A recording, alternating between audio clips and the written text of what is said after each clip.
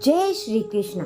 आप सभी का स्वागत है मेरे YouTube चैनल गोपाल दीवानी में। आज हम आपको बुधवार की व्रत कथा का रसपान करवाने जा रहे हैं। आप सभी से अनुरोध है कि कथा को पूरा सुनकर जाएं। आइए कथा आरंभ करते हैं। समतापुर नगर में मधुसूदन नामक एक व्यक्ति रहता था। वह बहुत ही धनवान था और मधुसूदन का विवाह बलरामपुर नगर की सुंदर और गुणवंती लड़की संगीता से हुआ था। एक बार मधुसूदन अपनी पत्नी को लेने के लिए बुधवार के दिन बलरामपुर गया। मधुसूदन की पत्नी ने माता पिता ने संगीता को विदा कराने को कहा।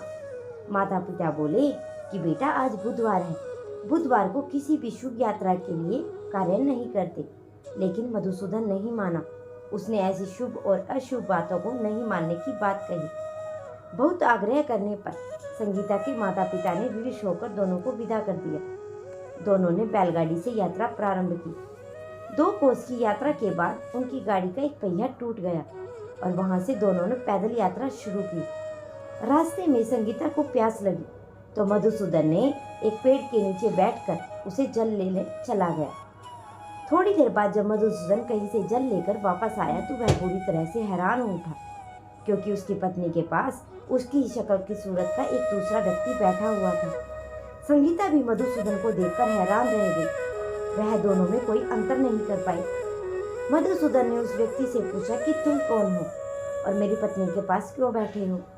मधुसूदन की बात सुनकर उस व्यक्ति ने कहा कि अरे भाई, यह मेरी पत्नी संगीता है। मैं अपनी पत्नी को ससुराल से विदा कराकर ला रहा हूँ, लेकिन तुम कौन हो जो मुझसे ऐसा प्रश्न कर रहे हो।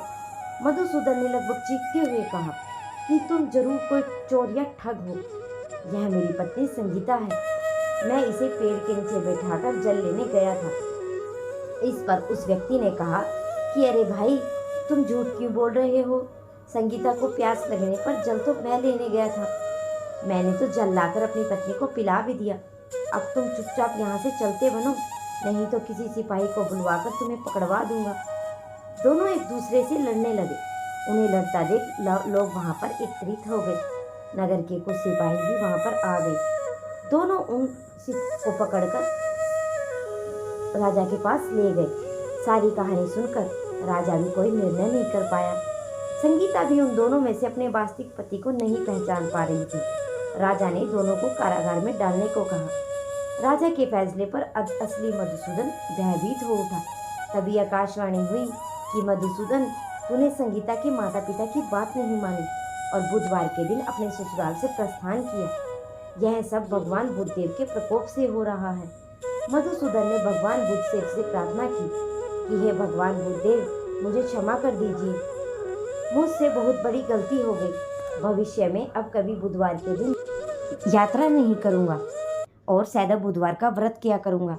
मधुसूदन के प्रार्थना करने से भगवान बुद्धदेव ने उसे क्षमा कर दिया। तभी दूसरा व्यक्ति राजा के सामने से गायब हो गया।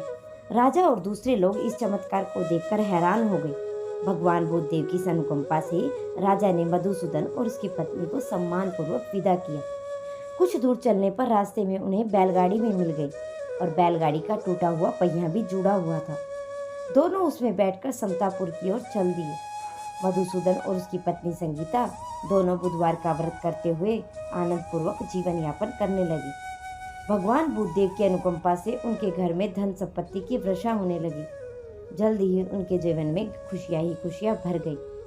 बुधवार का व्रत करने से स्त्री और पुरुषों के जीवन में सभी मंगल कामनाएं पूरी होती हैं और व्रत करने वाले से बुधवार के दिन आवश्यक काम से यात्रा करने पर कोई कष्ट भी नहीं लगता।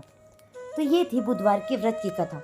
अब अगली कथा का रसपान आप अगली वीडियो में करेंगे। अगर आप सभी को वीडियो पसंद आई हो तो मेरे चैनल वीडियो को लाइक करें और कमेंट करना ना भूलें और शेयर करना भी ना भूलें।